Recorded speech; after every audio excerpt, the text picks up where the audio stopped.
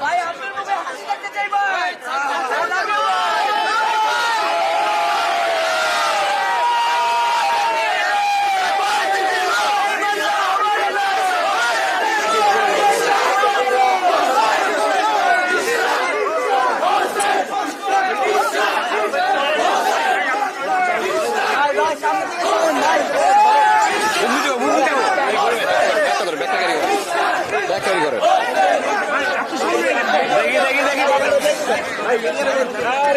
আস্তে আস্তে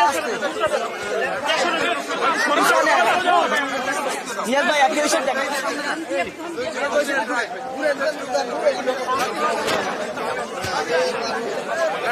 আস্তে আস্তে আস্তে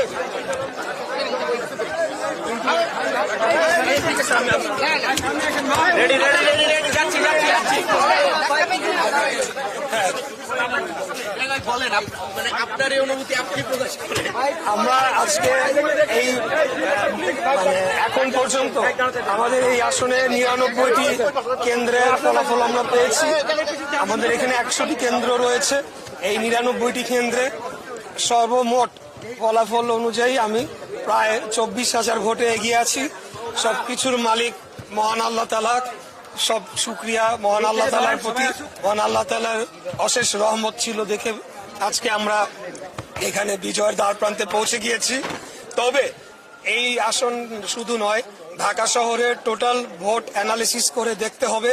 আমরা গতকাল থেকে কিন্তু অনেকগুলা অভিযোগ যে জামাতের প্রার্থীরা তারা টাকা দিয়ে ভোট কেনার চেষ্টা করছে, টাকা দিয়ে প্রশাসনকে কেনার চেষ্টা করছে।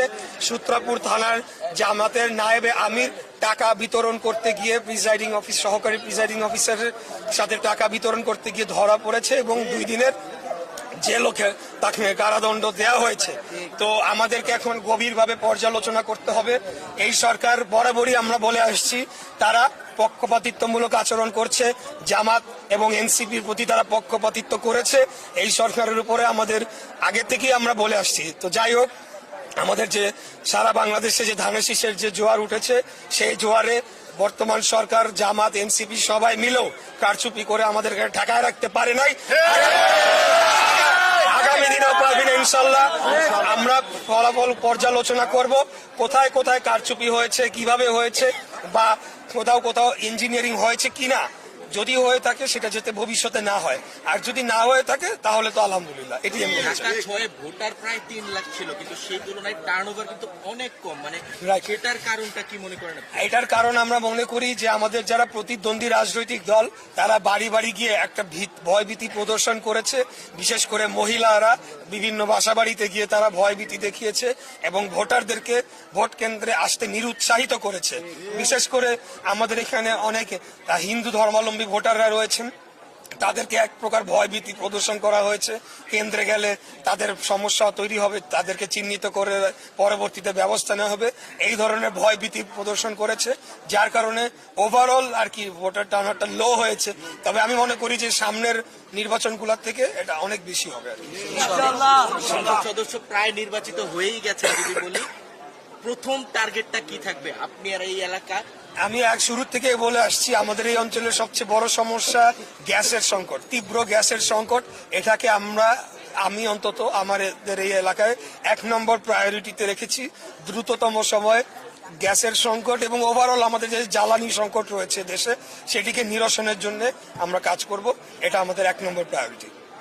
বিজয় মিছিল হচ্ছে না, মানে কোনো কারণে আপনি বন্ধ রাখবেন নাকি আগামীকাল করবেন? মানে আমাদের যারা সর্বস্তরের নেতা কর্মীরা গত 2 দিন তারা ঘুমাতে পারে নাই, তারা নিরলস পরিশ্রম করেছে, তারা ভোট কেন্দ্র পর্যবেক্ষণ করেছে, সারাদিন ভোট কন্ডাক্ট করেছে এবং বিভিন্ন জায়গায় আমাদেরকে প্রতিকূল অবস্থার মুখোমুখিও হতে হয়েছে।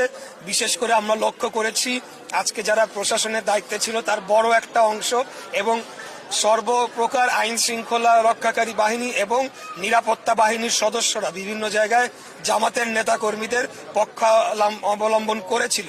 যার কারণে আমাদের নেতা কর্মীরা অত্যন্ত টায়ার্ড, তারা অনেক পরিশ্রম করেছে। তাই আজকে এখন তারা বিশ্রাম নিবে, কালকের থেকে আমাদের বিজয় মিছিল শুরু হবে।